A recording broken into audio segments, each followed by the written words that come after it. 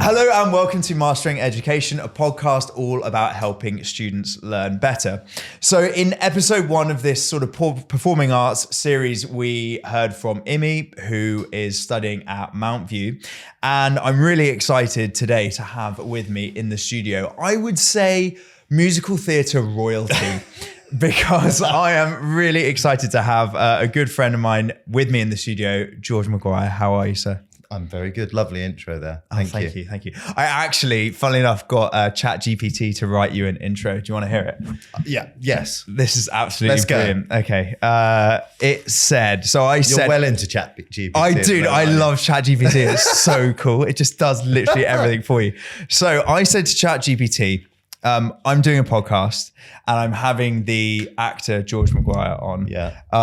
Could you write me an introduction talking about his career? And this is what it said. Ladies and gentlemen, today we are joined by an exceptional talent whose career spans both stage and screen.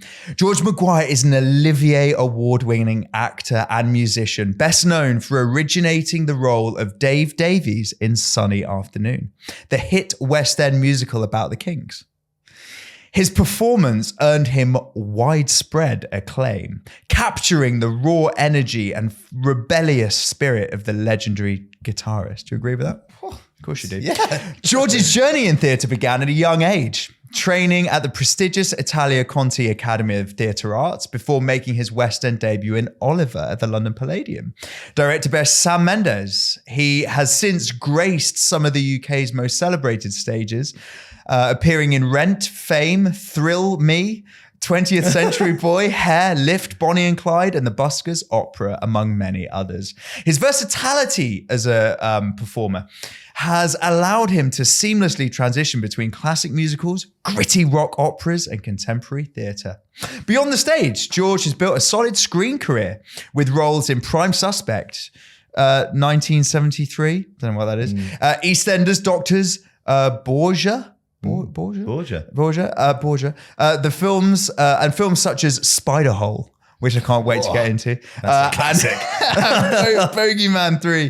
His ability to bring depth, charisma, and authenticity to every performance has made him one of the most respected actors in British theatre today. That's big chat from ChatGPT. Whoa, ChatGPT. And if that weren't enough, he's also an accomplished musician, bringing his passion for rock and roll to both his acting and his own music. What do you think? I mean, I feel that with an intro like that, I should be richer. I should be like, that's pretty good. Yeah. I'm actually surprised because obviously ChatGPT takes everything from the internet, and there's been a problem throughout my career that there was another George Maguire that was in Billy Elliot. Okay.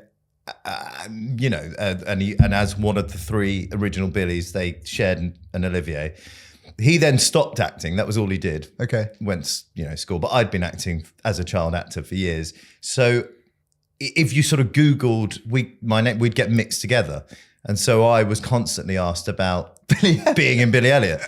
And this may surprise you, Nick, but I'm not an excellent dancer. And I do like interviews. I actually did, when I did 20th Century Boy, which is the story of Mark Bolan. In the film Billy Elliot, a lot of the songs on the soundtrack are T-Rex, Mark Bolan. Okay. Like that's just what they chose. So I would do this tour, and every venue we'd go to, I'd go to do a radio interview, and they'd be like, you could see it. And I was like, please don't. And they'd obviously done their research, and they'd gone, isn't it so fitting that you're playing Mark Bolan and you're Billy Elliot and the music in the film? No. And they'd talk for about a minute before I'd have to go, yeah, that's not me. That's not true. That's a mistake. To the point where it got so awkward that I just started to go, yeah, it's really good to have been like that. So, but that was a banging intro. It was banging intro. Yeah. Funnily enough, I got a similar thing. So I don't know how, but there's a movie called Molly's Game.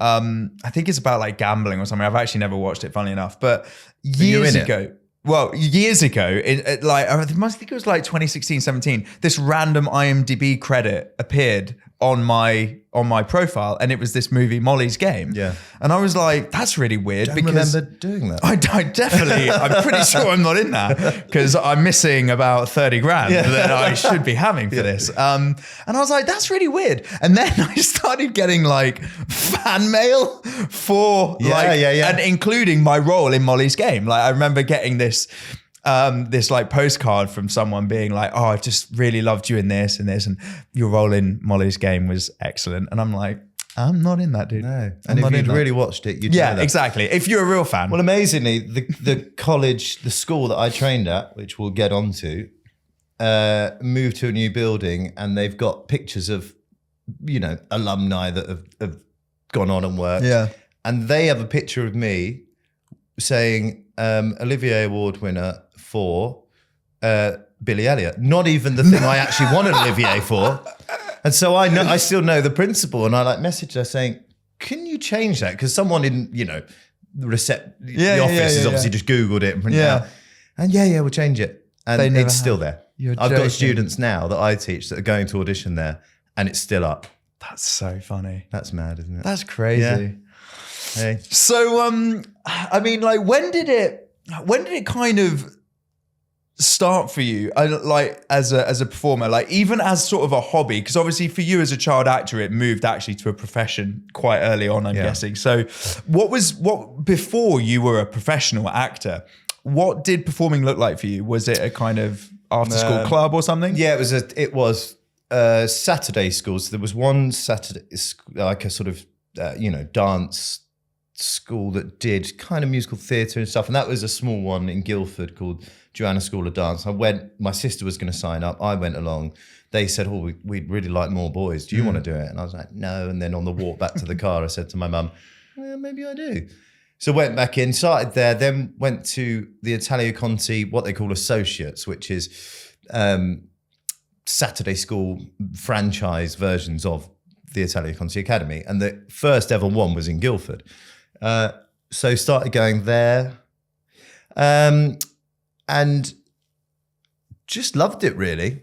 Just that was it. I think at the time I just loved being in that sort of environment, creating, and doing, performing in that level. So, and then I did a pantomime in Guildford at the Civic Hall, which is like the first sort of professional. How old were you thing. then? God, I was talking about this the other day. Probably like 9. So that would have been like the first sort of professional thing, I guess, on stage in front of people. Yeah. That was Robin Hood and the Babes in the Wood, the panto. I was actually telling a funny story about this the other day because there was a scene with just me and Jill, and she was also, a tiny girl. And I think it might have been the first night. We went and there's one scene on our own on stage where we're lost in the woods. And I said all the lines. I said all of my lines and all of her lines in the scene. And I couldn't stop myself. And she was looking at me going, what is going on? And I just, oh my God. Just because I'd learnt the whole scene and I just kept going. Yeah. She was very upset. I found it quite funny. So then did that, carried on there, at that Saturday school, and then did an open audition for Oliver, which was kind of the first big thing. And that was what, 9, 10 years old as well? That was more, 10, 11. What is that, 9? No. Yeah, 10, so 95, so 10. Okay. And that was sort of the first time I think, that I kind of thought about doing it seriously. Yeah. Because going for that, there was hundreds of boys and kids going up for that. So to get that, I think it was that first feeling of, it was back in the day when I didn't have an agent.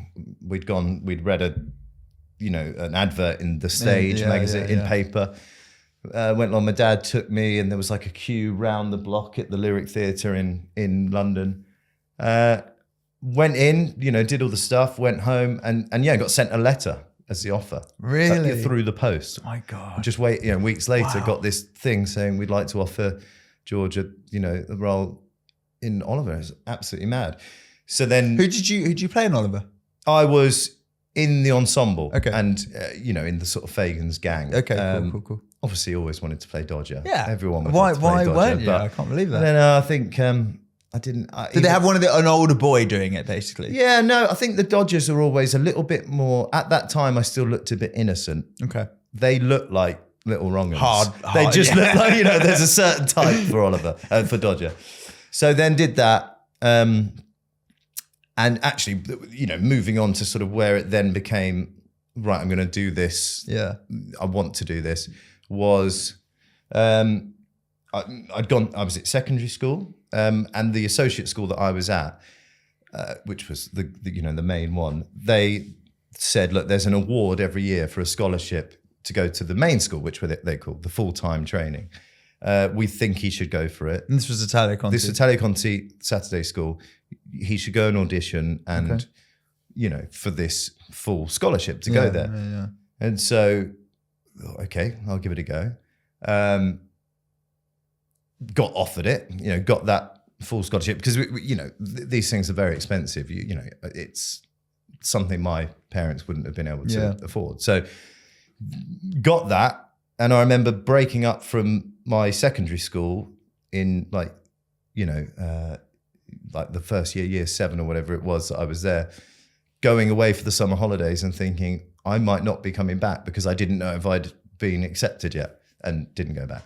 So that was it. And that was the decision where it was like, well, I'm going to do this and I'm going to train and this is what I just knew. I think I just knew. Yeah. And that was weird to me. I think even then at a young age, I was aware that it was quite odd to know when I was like 10, 11, done Oliver, to know what I wanted to do with my life, my career. Mm. There's people that are doing A-levels and degrees that still don't know. Because why would you, unless you sort of get a job that you love. But I knew that that's what I wanted to do. So funny because Imi, who was on episode 1 of this series, she said she knew that when she was about 12 or 13. And I said to her, I was the same. I knew when I was 13, I was doing a tour of Macbeth, doing a tour of Macbeth in California. And I just remember sitting in rehearsal one time, just being like... At that age you were doing that? Yeah, 13, yeah. What was that with school? Yeah. Yeah, cool. Yeah. I just said, this is what I want to do, actually. I was like, I want to always do this. Do you know what? And I think it's weird, isn't it? Because I think if you're good at it and you're like, because it's like, no one really enjoys something. You can enjoy sort of, going to Saturday school and hanging out with friends and stuff, but there's a difference in actually doing something at that age and thinking, I actually enjoy it because people are enjoying it, and I enjoy the fact that I can do it and that I'm kind of good at it. And I think then that leads you to sort of go, well, I want to keep doing this. And I think like doing that, like doing a tour of Macbeth or doing Oliver, doing Oliver at the London Palladium at that age with like Jonathan Pryce and people like that on the stage, 2,500 people, that feeling of that buzz, that adrenaline of going out and doing that, it's like, oh, I want that. I want to do that forever. That's it. You can't really then give that up. It's almost sort of like you're chasing the high in a way. It's almost like, you're an addict for it. It is from a young age, it's that kind of, and it's the whole life, but it's, I think as well, and this is something you know well, that high comes from even being told you've got a job. Yes. I mean, actually, just saying on the way here, I got a phone call saying I'd got a recall for a job, and it made me feel good because you put time in, and and it's nice to be. So I think we're just essentially actors are just needy. We just want to be wanted because it's so hard. That's the thing, and there's so much rejection. Yeah, so I mean that's kind of interesting. For you, obviously had success at a young age, and what I mean by that is that there would have been lots of boys that time round that auditioned for Oliver, often maybe because their parents told them to, and they didn't get it, and then they probably auditioned for the next one, they didn't get it, and they didn't get it, and they didn't get it, and that really can really grind at you, and as you get older as well. But for you. You got that scholarship. You got, Oliver and stuff. Did you ever feel like I'm really good? Did you ever go into auditions thinking, well, I should get this? No, I think I've always, and it hasn't changed now. I've always been a very nervous auditioner. Really, really nervous, especially for theatre, musicals, because there's so much sort of singing and all this stuff. And I think, so when I went to Italia Conti, which was a school, it was like a secondary school. I left secondary school and I went there. So I was there doing my academic lessons in the morning vocational performing, lessons in the afternoon. Yeah. But I also had an agent. They had an agency attached. And I was represented and I was sort of one of the favorites. So I was going up for lots of auditions. So that's the thing that I remember, they'd have a notice board at the school and it would be like, George Maguire, come and see the agency. And you'd have to go up to the 9th floor because they'd rang down and the woman at reception had written it and stuck it up and you get all excited and you'd go up. And but back then I was dealing with that feeling of really wanting something because you just really want to get something that you've been up for and not getting it. And actually used to find that really hard because I think even sort of being an Oliver, there's always a level of self-doubt. I think even the fact of, joking aside, not getting a part like Dodger, not being, I kept thinking, I wasn't quite good enough to do that. So you always knock yourself down. Yeah. But no, so I think that's something that's kind of set me up to be an adult, actor, is dealing with that, the level of sort of pressure, but also wanting something so badly at the age of 12, 13, where other kids that age are just being kids. Yeah. And you're really wanting to be cast in something you've been up for and then not getting it. Yeah. Or getting it, but that's the thing. So it's definitely built me, I think. Yeah. You learn how to deal with that sort of rejection and move on quite quickly. I think that's it. I think you just learn that it hurts. Yeah. It sucks. It's a stinger. It's a stinger, but 3 or 4 days later, you've moved on. Yeah. You just do because that's it. You can't do anything about it. Yeah. So you just get on with it. You get on with it. Oh. So what was it like then going to take up this scholarship? There's only one of them. You've already done sort of stage work professionally. You've probably learned a lot actually doing those experiences and stuff. How did you find the process of like actually putting some almost like academics into training? Did you kind of enjoy it? Did you throw yourself into that, or did you kind of feel that you just wanted to do the performing bit? Yeah. What Italia Conti was like at that age was great because it gave me the opportunity to learn and perform every day, full time. And I loved it there. I loved it there throughout that secondary school period. Because it just sort of went, this is my life. And I don't think I'd ever thought, oh, I know everything and I'm really good. I always thought that I need this training, I need this practice. And they were very small classes. And I felt like I had a lot of opportunities to grow and be myself and sort of shine. But really what I would say is that the majority of learning I've done would be on jobs. Yeah. So doing things, so like Killer Net was a thing I did. It was a Linda LaPlante film, TV film. I loved it when I was a kid. Yeah, I remember watching it on like Channel 4, Channel 5 or something. I remember going up for that and being in the room and thinking, God, I'd love to do this. I'd really love to do this. And then getting it. And I remember that feeling of getting it. And I learned so much being on a set like that, working with actors that had done it, for years with these great writers and this really adult subject matter. It was dark, dude. It was like really dark. And it was actually ahead of its time because it was about an internet game where you would murder people on the game. You ended up killing people for real life. But then they would do it for real. I was terrified by it, actually. Well, interesting, years later, so Tam Williams, son of Simon Williams, who's a famous actor who was in Upstairs and Downstairs, and he played our dad. Tam was my brother, and Tam was the lead in it. He was the one. Years later, when I did Sunny Afternoon, he played the Kinks manager. And I went up to him on the first day of rehearsals and said, Tam, you remember, I played your little brother in Killer Net. And he was like, what? Look you're all hairy now. I mean, he's had long hair in Sunny Afternoon. But that, for me, I really would say that going out, having the opportunity to go out and work and audition, but actually being on a set or being in a show was where I really learnt my craft. Rather than in a classroom. Rather than classroom. Classrooms are great because you can just experiment and you can try things out and you can, it's more relaxed, isn't it? Yeah. Whereas on a film set or something, you have to come up with the goods there and then. So as young people are much quicker at learning. So I was just soaking it up, things like marks and, reset to ones and all this stuff about camp, that you just, in a way, you don't want to ask too many questions. So you're just, if you're intuitive enough, you can just get it. And also for me, the most important thing is which I've noticed a lot in young performers now that come out of drama schools, is how to work, how to behave.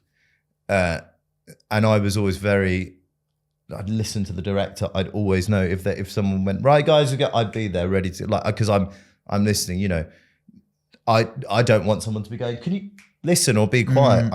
You're trying to be 2 steps ahead of what's coming. Yeah. And I learned that really from a young age, and that stayed with me forever. And I don't see that much now. You really don't. It's bad. If I do shows now, and you've got young grads, a lot of the younger cast are terribly unprofessional. Really, really bad.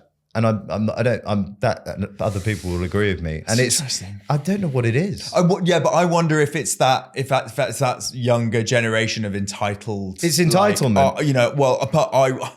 I was really good in my year. But what I don't get is surely in a rehearsal situation or in a creative room, you're there to do that. You're not there to chat. You're not there to disrupt, to make noise, to be distracting, yes, we're having fun. This is what we want to do, but this is the thing. We're making something, and But I think that's just been ingrained in me since I was, a kid. What was some of the more valuable lessons that you learned, in that classroom setting? Was there anything that you sort of take away that you kind of learned when you were younger? Maybe at Italia Conti or something that you kind of still live with today?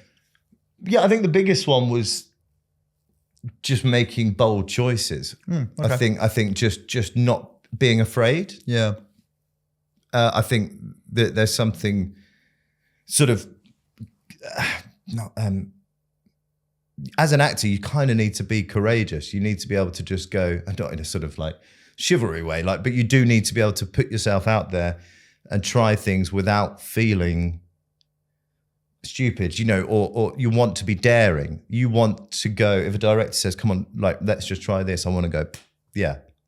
And that's happened a few times in my career where I felt other actors might go, oh, I feel a bit awkward doing that.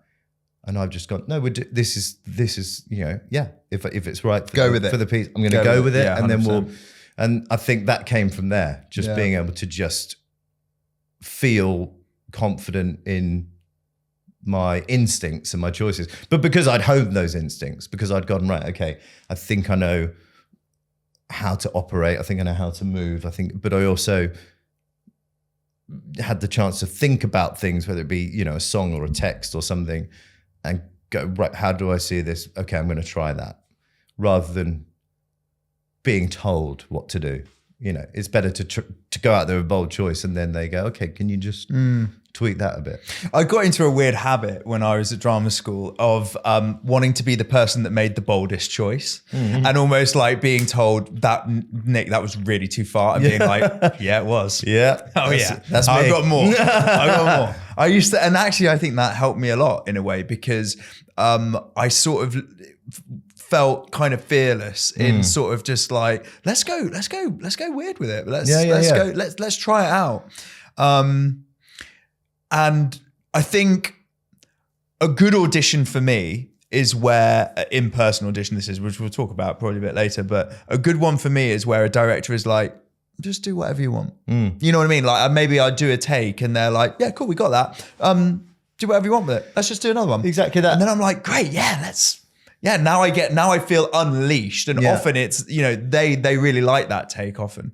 I think you learn as well from drama school and from auditions is that no one is ever going to tell you, right, I want this character to say this line like that, and to have this kind of body movement that no one's ever giving you that. Your job as an actor is to take that to the table. Yeah. You've got to look at the character, look at the piece, look at everything. And your job is literally to make that a full thing. Yeah.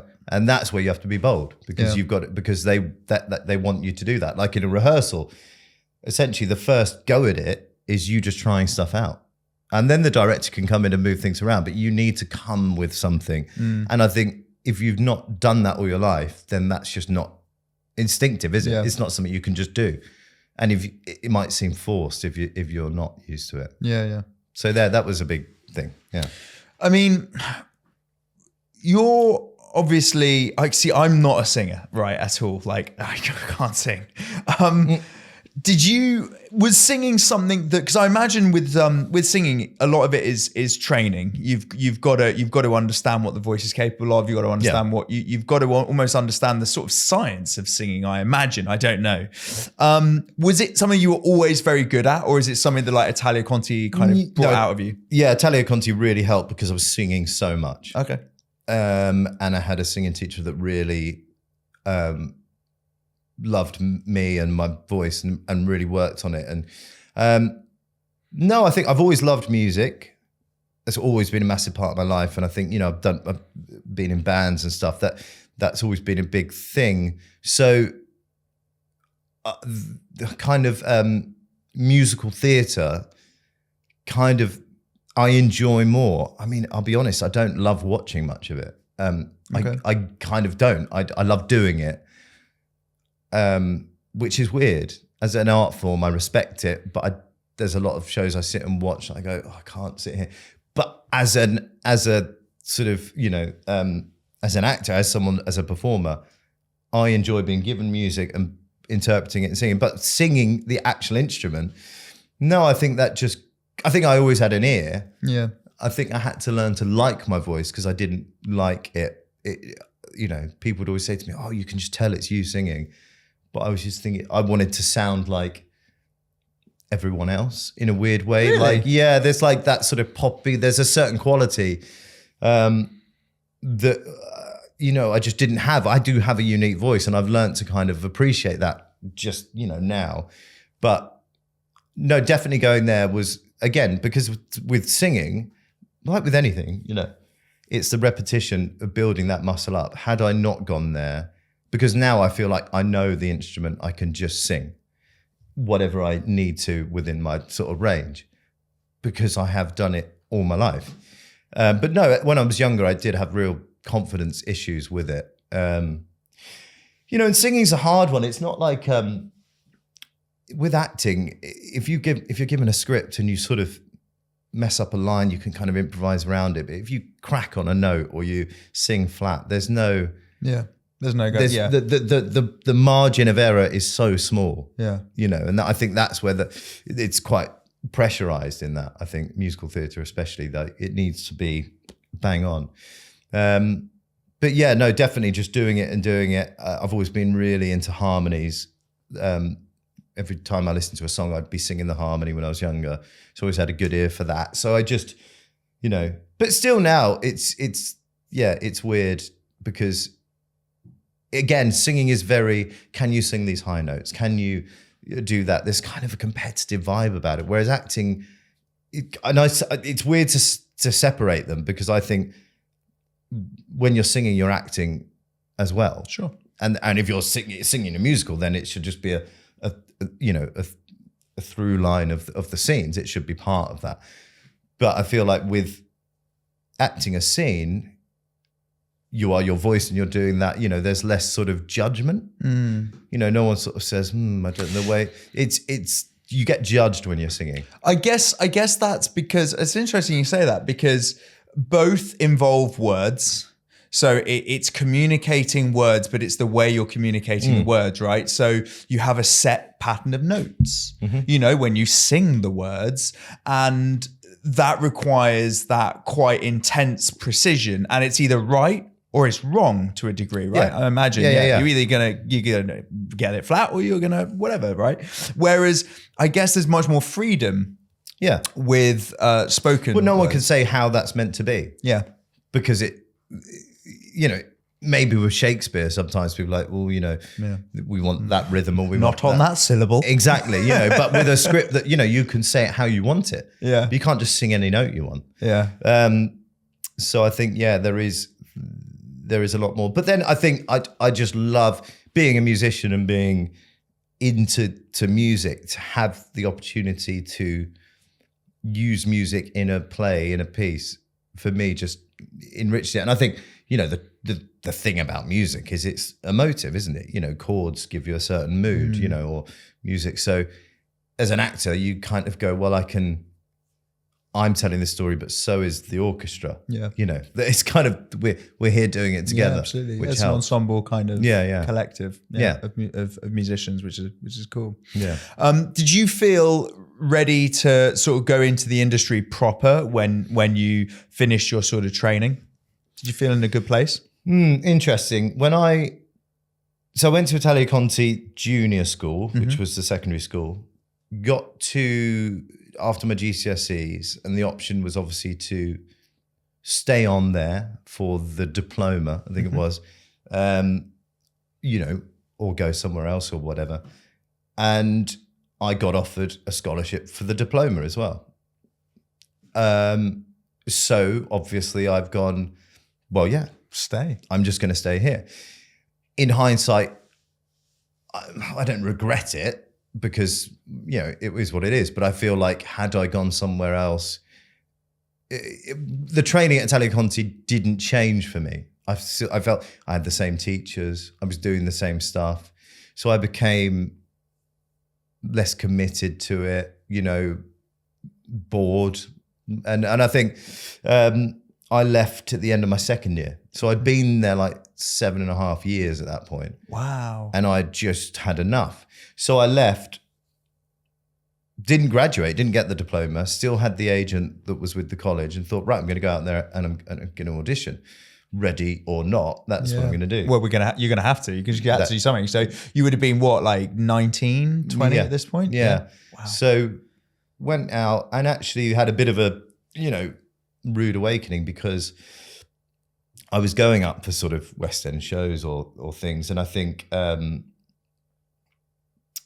I don't know. It wasn't that I wasn't good enough. I just would let myself down in auditions, especially on the singing front, or I was going up for the wrong stuff or whatever. You know, I just, it was hard and I didn't get any work. And then I would do things like, so I did a couple of TIE, theatre and education tours, which, you know, pay nothing. But I remember thinking, well, I could either work in this pub or I could earn 350 quid a week going around schools doing a play. Even if it's really hard, I'm acting and I'm being paid to act. So for me, that was like, okay. And they're really good actually, because I feel like they build character. You know, they're sort of, you're getting up early in the morning, you're with 3 other people, you go along, you set up a set, you do a play to people that essentially don't want to see it. Like, they don't. That's hard. Then you go and you do this thing, and I was in Portsmouth doing one, and do you know what, interestingly, and this isn't to sort of name drop or anything, but it's a funny sort of full circle thing. So I did a TIE play with an actress called Katie Braben, who years later, at the same time that I won an Olivier for Sunny Afternoon, she won an Olivier for Beautiful, the Carole King story. I remember looking at her going, do you remember when we were in Portsmouth? Wow. Doing a TIE tour. And what that just says to me is like, there's just a thing that you know you'll never give up. And winning an Olivier isn't the thing, and that doesn't matter, but it's more that we haven't given up. We haven't stopped. And like years later, here we are, 30 or whatever, at the top of our game, doing really well, you know, having done something that was hard at that time, you know. So I did that, and then I actually didn't get anything for a while. It's typical really. I thought, well, I want to do something. I've always been kind of academic, you know, I liked English, and so I signed up to like the Guildford College, like AS level English, like English literature language course. Was about halfway through the course and got the lead in a national tour of Tonight's Tonight and left. And I remember the teacher was an actor that had given up to be an English teacher. No way. And then years later, I saw him at casting for an advert. I was like, you taught me English. He went, yeah, I've given up teaching. I'm going to act again. Good luck. Wow. But yeah, so I think, again, it's that thing of knowing that sometimes you, at that early stages, nothing can happen for like a year. You know, why? And I think it's hard to make a reputation because you need to kind of build up a body of work for people to go, oh yeah, we like him, we'll get him in for this, you know. So it wasn't Italia Conti's fault that I wasn't ready. I think it's more age, how you fit in. But I do feel technique-wise, there's a lot I'm lacking because, you know, I feel it's a musical theatre college, it's performing arts college, very heavy on dance and singing. But acting and sort of, you know, I do feel that gap between me and people that have trained at, you know, Guildhall, RADA, Lambda, you know, these places that it doesn't matter because that's who I am, but I do know that there is a gap in my sort of technical training, which again, I've had to learn as I go. Yeah. I suppose auditioning in a way is a great equalizer in a way, I suppose, because that might be something that you feel in you, but the casting director isn't thinking, you know, necessarily perhaps, you know, particularly when you get to a certain level as well. I imagine, you know, when you first graduate, I think this probably counts for a bit where you've come from. But I think once you're sort of established in the career, I don't think they kind of really care, right? Yeah, maybe as I've got older. But the thing is, I've only ever had one audition for the RSC, and that was recently, right? For Midsummer Night's Dream.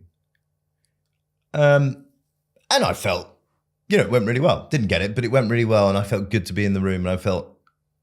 Because that is daunting, going up with the RSC. Yeah, I've only auditioned there once, ever. Once. Terrible. It was awful. But that's the thing. Once in a career, you know, in that long does, and you went to drama school, you know, so it does show there's a lot of establishments that are quite close. And I think, you know, but in my head I'm thinking, I'm never going to get this. It's not, you know, but actually to be considered was kind of nice. Yeah. So, yeah. Was there a musical element to that then? No. Midsummer Night's Dream? No? Oh, no, that was what surprised me because I thought, they're seeing me because I might sing or something. But no, it was just, just to double up Oberon and, you know, whoever the other the other character. The other guys. I didn't get it. I don't care. Dead to me. Yeah. So you said that you learned quite a lot on jobs, as it were. Is there a particular job? Killer Net you mentioned was a really important moment in terms of like learning the craft. Were there any other particular roles, jobs, people you worked with, directors or anything that really pushed you in a standout kind of way that you take away, you learn a lot from? Is there anything that sort of stands out? Any experiences that? 20th Century Boy, which was the Mark Bolan sort of, you know, story. That definitely, because I did workshops of that. And Mark Bolan, you know, if you don't know, was the lead singer of T-Rex, but he was a very, very distinctive character. His voice, his moves, he like invented glam rock, but he was like a very, very particular person. And in who he was, how he spoke, that's why people loved him. How he sang, he had this like little warble he did that they called him Larry the Lamb. He, you know, what's the word? Always wanted to be a star, so constructed himself to become famous. He worked so hard. He's an immense person, you know, we looked into it. But that was the first time I've ever done something where I went, okay, what I need to do, what I need to get to is huge, and I want to do it right. So I've got, you know, I could almost see the work I had to do, which was, well, I need to study who he was, like literally what makes him tick, like his whole life from when he was a kid. I just need to like read and absorb, and I need to study his voice, the way he moved, but then I need to make that look natural. Then I need to make that believable, which is exciting, scary as well, because there's he's got loads of fans that were coming to see it. But I think that was the first time I've ever, because a lot of the time with jobs or acting, you kind of just, you don't be you, but you go out there and just give your sort of thing, because it's not, that character hasn't existed before you've done it, essentially, unless it's, Shakespeare. But a lot of the time, whatever, it's, new. But that for me was the first time I had to go, right, this is a real test. And I don't think I'd ever been taught how to do that. So I think I just kind of, in a way, you sort of have like a little list of things like, right, okay, I need to work on that, I need to work on that, and I need to do that. And it went really well. And even though there were certain times, and this might sound cheesy, but certain times when I'd be on stage doing it and I'd feel myself putting it on. And then every so often in a show, everything would click into place and I'd feel like him. Really? Not like I'd become him. Yeah, sure. But like it would just feel like that was me. And I was like, whoa, that is actually like, Yeah. that is something I've not experienced before. Yeah. I'm not like thinking of all the cogs and the wheels. They're just happening and it's working. Like almost like you and that character have a moment of just complete which is, it's hard to explain, but it's like, it's weird. It was like, because you would a lot of the time be doing it and I think, right, remember that sound there, or, I went to sort of a dialect coach for idiolect lessons, and idiolect is where you study one person in particular because he had this really particular voice. So it would just be that I was on stage and I wasn't thinking about it. It was just happening. So that was really cool. That was the first time I sort of went, like to have a challenge like that and to actually like do it, because you got to do it, haven't you? Yeah. So you've been given the job. So I guess because it was a challenging role, it pushed you to work really hard at forming that character and creating that character. So what you took away from that experience was putting in that work. How to do that. Yeah. That's it. And I think no one told me what I had to do. I just knew, looking at the role, looking at the all of these things that I need to do, whether it be the guitar part, the singing, the talking, the movement, and so actually I did it by myself, and I just went, well, again, that's my job.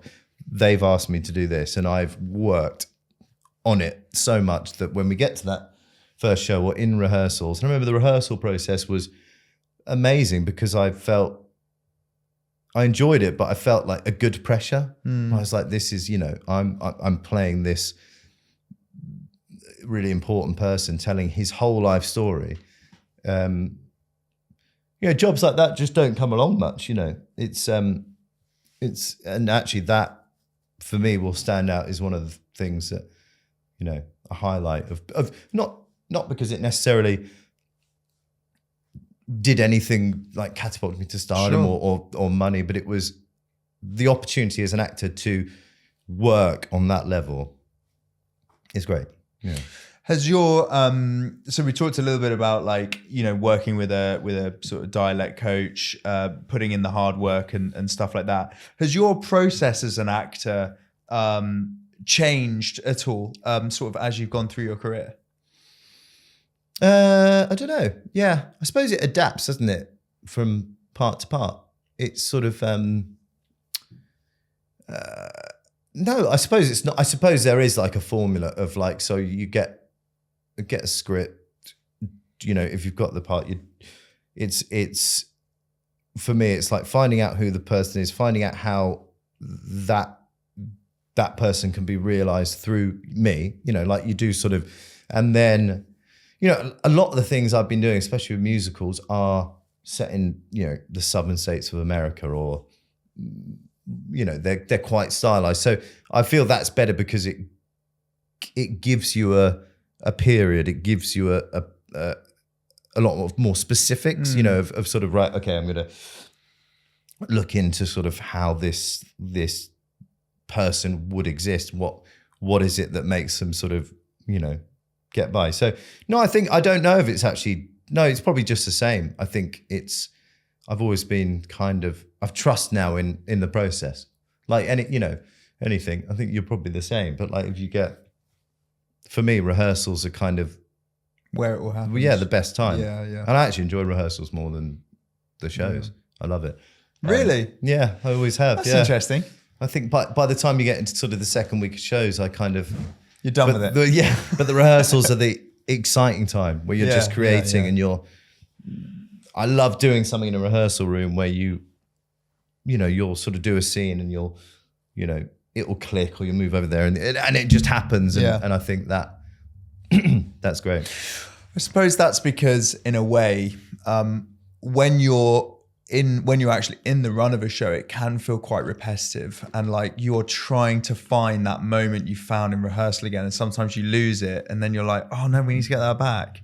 And I mean, like the longest show I ever did, I think was 164 shows. And I remember, and with 2 different casts, that was over 2 different casts because I was in both productions of it. And I remember there were times when it was a real slog. Yeah. I think as well, there's a feeling for me, like when you're in rehearsals, everyone's there, the writers, the directors, the creative team, there's a real sort of level of excitement and care and that you're sort of a part of making something. And then when you get into the shows, especially, it's not that I don't hate it, I love it, but there is a feeling of like, right, okay, we're just doing this now. Yeah. You just do it and you do it every night. And I find I do struggle. And the thing with, West End musicals is that they, usually do like a 6-month contract or a year, which is really hard to the only one that didn't become hard was Sunny Afternoon. I could have done that for years and years, but I did a year and it felt like 2 months, Really? It went quickly? Yeah, because it wasn't just, and that was a bit like the Boland thing, Dave Davies was quite a distinctive character. He was a brilliant person, like personality, music, everything. But we were playing live on stage again, and we were doing this gig every night and the audiences loved it. So that never got old. We'd go out every night, even if you're knackered and you sort of go out and you go, oh yeah. So that was amazing. Would you say that's the best or most enjoyable production you've been in? Yeah, probably, I think. It feels like a sort of, a minute now, like a whirlwind, really. It was sort of, we did it at Hampstead and then it transferred into London but we'd also done 3 workshops building up to it. And even from the first workshop, we didn't know if we'd be asked back to do the next one, let alone be with it 3 years later in the West End. It was like this journey that just kept going. You just kept getting the call saying, okay, they're doing another workshop to further develop it. And all of the original Kinks ones that had done the workshops, we just kept going. And we literally built it from conception. I mean, the story is by Ray Davies, who the lead singer of the Kinks, but we would sit there with him and Joe Pennell, the writer, and have scenes written the night before, and then we'd read them out and then they'd kind of rewrite them again as to what we'd done, and then we'd do it again. It was literally written around us, which is mental, absolutely mental. So yeah, I think the whole process of that was just something quite rare. Yeah, I guess because you feel like it's built around you and that group of people. Yeah, and you are a part of the creation of it. So often as actors, you're not. That's true. You're not. You're there to play the part. They do the writing. They do. But I think that really felt like not only did our opinions or thoughts or ideas matter, they wanted them. That was great. That was really good. So I think we almost, without realizing it, made it impossible for them to cast anyone else. It was like, that there they are. That's it. No one's going to play it because we had lived with it and each other for so long that it was, it was great. What are your thoughts on kind of working on screen? Because for me personally, it's quite funny because I have spent the last stage production I did was 2016, I think, Shawshank Redemption. and I haven't done it since. And all I've done is screen since. Yeah, I don't like doing screen. Oh, yeah. And I don't think I'm good at it. I don't think it's naturally for me. No. It's crazy. I am the same. And I love being on stage because I feel in control. I feel I know my craft. I know what I'm doing, and I know how to pitch it. And I know that actually when you're on that stage, or when, you know, and it's you in the audience, that is it. But screen, every time I've done screen, I feel like the imposter syndrome is huge. And I feel, because obviously it's all about the shots, the DOP, the lighting, which is great, a huge amount of crew. I've not done any screen yet. And I've done, you know, not loads, but I've done a fair bit. And I've not done any yet where I've come out of a day's work and felt happy. Yeah, I've not done any. Yeah. And I actually sometimes I get auditions for things. You know, let's say like a recurring part in a drama series for like 6 episodes. And I think, God, if I got this, I'd be really scared. Yeah. I would be really scared. You know, it's like, but you know, of course you should be able to do it because you're an actor, be able to do right? it. You should be able to do it. Yeah. But I think that's the thing. I think there is for me, there's a lack of control. I like to be in control as an actor, or not in control of the piece or the work, but being in control of what I'm doing. And I feel like what I find really hard about screen is the continuity and the repeating a scene or jumping into things out of order. What I love about a play is that you start at the beginning and you get to the end, and you don't stop on that journey. Yeah. And as an actor, that's great because you just go on that journey. Whereas it's like, okay, today we're going to film the last scene. Yeah. And then we're going to go. And you've got to find what you need for that last scene. Whereas, and so that it matches up to all the other scenes you're about to film. It's crazy, isn't it? And I've watched some stuff that I did, you know, I can't watch myself on screen. Yeah. You know, I cannot. I was in EastEnders, which is, it's a hard place to work actually. And I would say that the reason why people watch it sometimes and think, God, the acting's awful, is because, well, the writing's kind of awful, I think. Sorry, if anyone's watching this, right? Sometimes it's good. But a lot of the time it is just exposition, you know, but as an actor, you've got to try and make that sound natural.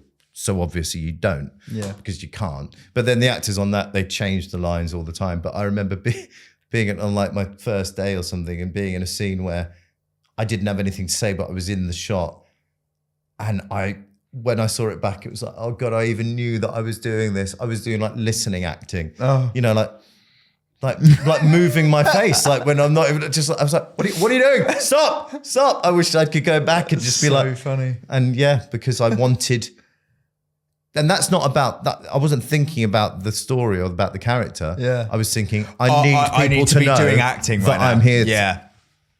That's crazy. Yeah, it's so weird. It's so wrong. And the funny thing is, I only ever get that when I'm doing screen. Yeah. I don't get it on stage. I just really focus in on the other person. Yeah. And on screen, when it matters most to do that, I don't do that. Yeah. I'm thinking about that light there, someone moved across there. I'm thinking of that, thinking what the director said to me. Like, I'm so in my head. Yeah. It's mad. I mean, I feel like there are people that are just built for and brilliant at screen acting. Yeah. You know, they're just people that just can, no panic, and that can just start. And I think I've got better. I'd like to think I've got better. I'd like to think like anything that I've learned from each experience and gone along and gone, okay, I'm going to, you know, next time I'm going to do that. And, but I think that's it. I think it's the not knowing. I think it's like you film a scene and you go, is that all right? I don't know. Is that, totally. It's never, the only enjoyable thing about doing screen is like you're treated really nicely. You're paid well, you know, you're on set, you got great food. Like the actual, which is quite sad, the actual work bit of it, I've always really not enjoyed. Yeah. Basically. Yeah. I'm totally the same. I'm totally the same. And I'm always hoping like one day it will like click for me. Like what would it take? I don't know. But it's kind of, it's just interesting how different it is, because a lot of people who aren't actors are always quite surprised to hear you say that and someone say that, where they're like, yeah, but it's acting. Acting is acting. It doesn't matter where you're doing the acting. It's like, yeah, but it's the process. If you finished a day of filming and you came away from it going, oh God, you know, the self-doubt and the sort of, I don't know. It really, really makes me feel terrible. Yeah, no, I'm totally the same. If you were to give any advice, because I mean, we both teach now. We both teach acting. What is some really important advice that you maybe sometimes give quite often to young performers who want to, who maybe either auditioning for drama schools, colleges, maybe auditioning for professional things as well? Like, do you have any kind of really key advice that you end up giving again and again that you think people really should take on board? Anything that stands out? Yeah, I mean, I get asked that a few times. And I feel I've always sort of said, just keep working, don't give up, you'll know if you want to do it. But actually in my head, I think, I was kind of went along the path I went because one thing led to another and I got offered the scholarship, and I think just know that it is what you want to do. Know what it is you enjoy about it or what you don't, what you need to work on, but do as much as you can. Do as much as you can, whether it be short films or student films or amateur stage shows as you're training, because that's how you get better. Yeah. And if it's a case of being, I'm kind of good, I can do it a bit, which is kind of my story. And then I got better by just doing it more. Because the thing is, training's great. Going to a college is great, but say if you're leading up to that, do amateur shows, do sort of keep going to drama clubs, keep doing scripts, because that's where you'll get better. And you might not always get the opportunity. And then when you leave drama school, will you get auditions? Will you get an agent? So I feel like now I'm actually lazier. When I was younger, I used to do loads, but I think now I kind of do just wait for the auditions. But I think I'm allowed, I'm 40. When you're young, I think it's about... You got to be more proactive. And it's not about getting noticed. It's about trying stuff out, doing stuff, being in a company, working as an ensemble, getting something wrong, trying it again. I think that is the only way, because what you want when you come out of training or you go is to walk into a room and for the director or the, whoever, the writers to look at you and go, yeah, I want to work with that person. That's what you want them to think. Yeah. And then that comes down to, and I used to sort of talk about audition techniques. I always used to feel when I went into an audition to always be myself, but someone that they would look at that goes, okay, I would like to have them in the room working with me. Yeah, we'll see how they play the part, but I'd like that. And I think the best way of doing that is don't be too pretentious or too keen or too sort of, just be respectful, show that you've done the research, show that you have thought about it, just care about it. Yeah. And I think that's the thing. I think it's really hard to give advice, because at the end of the day, it goes differently for everyone, doesn't it? And everyone's an individual. Everyone's an individual, and it just depends, and I think just be honest with yourself. That's the thing. I think I went to drama school with a lot of people that shouldn't have been there and should have been doing something else, who probably left there and then gave up and did something else but had to backtrack. And why didn't anyone tell them that they weren't good enough? And I know that sounds really harsh, but like, I was always confident that whether or not I got the jobs, I was confident that it doesn't sort of sound arrogant, but I thought, I can do this to a level that you had a belief, a self-belief. And I think if you don't have that, why don't you have that? Yeah. And is it definitely what you should be doing. And you mentioned earlier that you're quite a nervous auditioner. Do you think is it a way of coping with that nervousness? Is it tapping into that self-belief? I don't know, because I still am. I'm still a nervous auditioner. So I think maybe it. I don't know whether that comes from